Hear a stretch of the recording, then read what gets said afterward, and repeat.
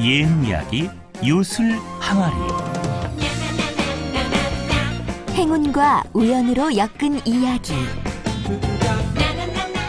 개와 고양이.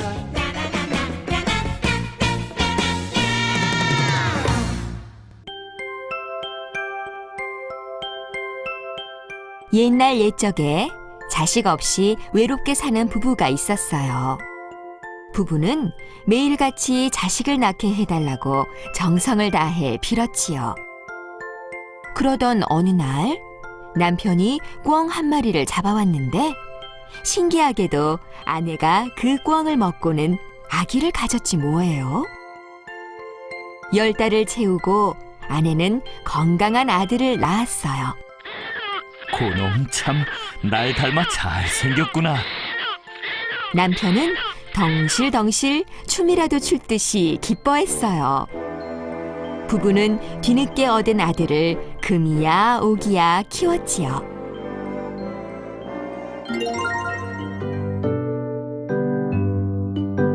세월이 흘러 아들은 듬직한 총각이 되었어요. 아들은 늦게 보았지만 며느리는 일찍 보고 싶어요. 마침 이웃 동네에 참한 색식감이 있어서 부부는 아들을 장가들이기로 했어요. 아들은 홀레복을 차려입고 색시를 맞으러 떠났지요. 그런데 이를 어쩌면 좋아요? 고갯길을 막 넘어가는데 글쎄 커다란 구렁이가 입을 떡 벌리고 있는 게 아니겠어요? 깜짝 놀란 아들은 눈앞이 캄캄했어요. 하지만 애써 마음을 가라앉히며 말했어요. 부모님 소원이 나를 장가 드리는 것이니 제발 혼인만 치르게 해다오. 그 다음에 나를 잡아먹으려무나. 그래, 좋다. 대신 약속을 꼭 지켜야 한다.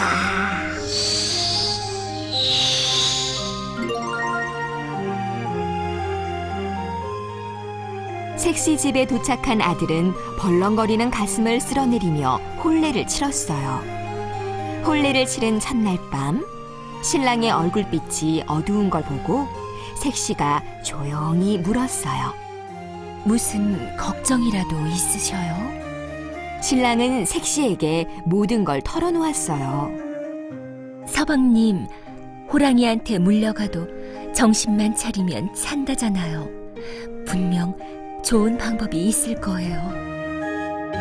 뜬 눈으로 밤을 지새운 신랑과 색시는 날이 밝자 신랑 집을 향해 길을 나섰어요.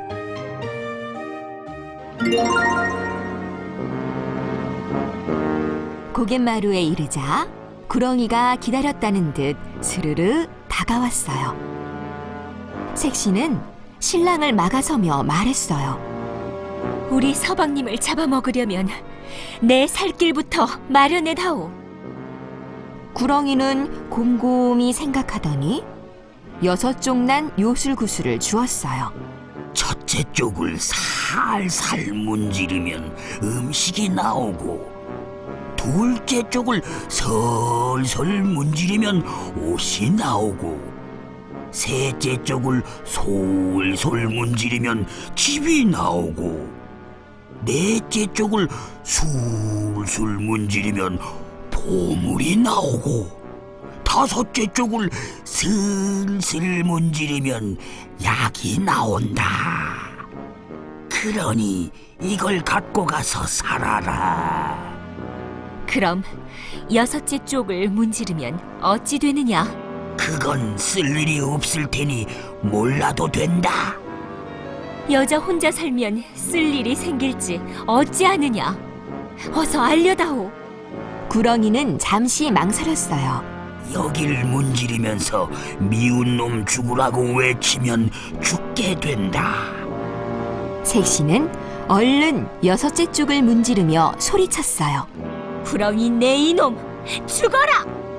그러자 정말로 구렁이가 그 자리에 풀썩 쓰러지더니 죽고 말았어요.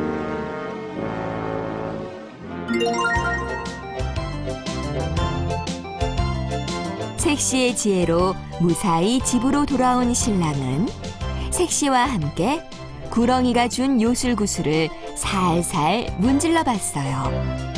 그랬더니 신기하게도 음식과 옷과 약과 보물이 나오더니 초가집이 사라지고 대궐 같은 기와집이 우뚝 서 있는 게 아니겠어요?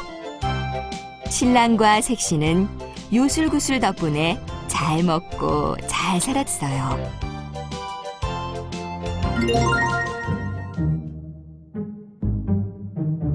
그러던 어느 날 신랑의 친구가 찾아왔어요. 여보게, 갑자기 부자가 된 방법 좀 알려주게나. 신랑은 요술구슬 이야기를 조목조목 들려주었어요. 잠깐 보고 줄 테니 그 구슬 좀 빌려주게. 신랑은 아무 의심 없이 요술구슬을 친구에게 내주었지요. 그런데 그날 밤 친구가 요술구슬을 가지고 도망을 가버렸지 뭐예요.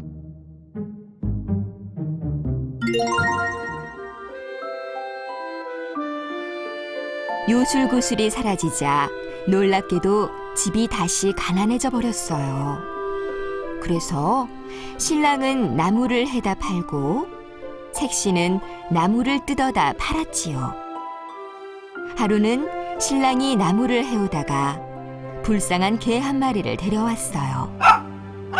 색시는 나무를 뜯어오다가 가여운 고양이 한 마리를 데려왔지요.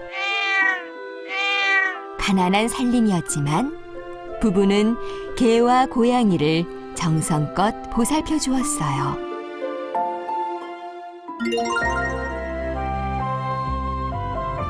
개와 고양이는 고마운 부부에게 보답을 하고 싶었어요. 주인님이 그러는데 예전에는 요술구슬이 있어서 잘 살았대. 그래? 우리가 그 구슬을 되찾아오자. 개와 고양이는 출렁출렁 강을 건너 구슬을 훔쳐간 친구네 집을 찾아갔어요.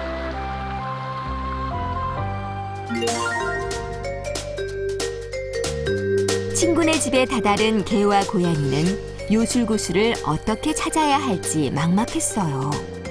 가만. 고양이는 곳간으로 들어가 대장쥐의 목덜미를 잡았어요. 고양이는 숨어있는 쥐들이 모두 듣도록 크게 소리쳤어요. 쥐들은 듣거라.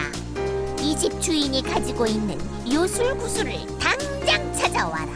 그러면 너희 대장을 살려주겠다. 놀란 쥐들은 집안을 샅샅이 뒤져 요술구슬을 찾아다 주었지요. 고양이는 구슬을 받자 약속대로 대장쥐를 풀어주었어요. 그때 개가 냉큼 구슬을 입에 물었어요. 자기가 주인 부부에게 구슬을 갖다 주고 싶었거든요.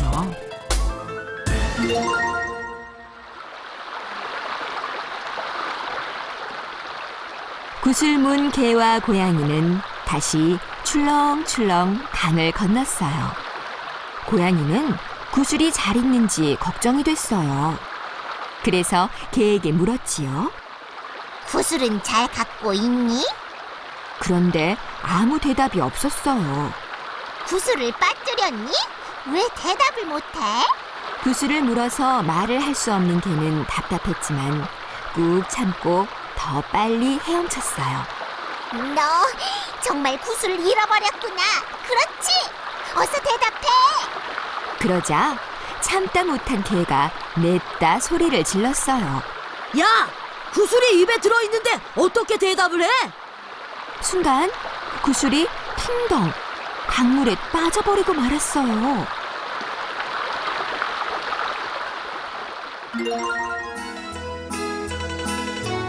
철학이 담긴 생각 장면.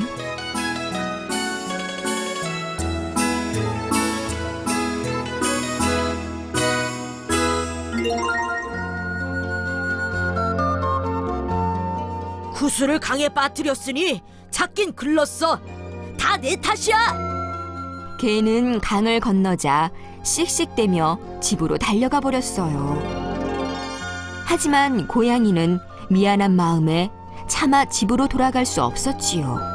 그때 물고기 한 마리를 보았어요. 강을 건너오느라 배가 고팠던 고양이는 물고기를 덥석 베어 물었어요. 그런데 물고기 뱃속에서 요술구슬이 또르르 굴러나오는 게 아니겠어요?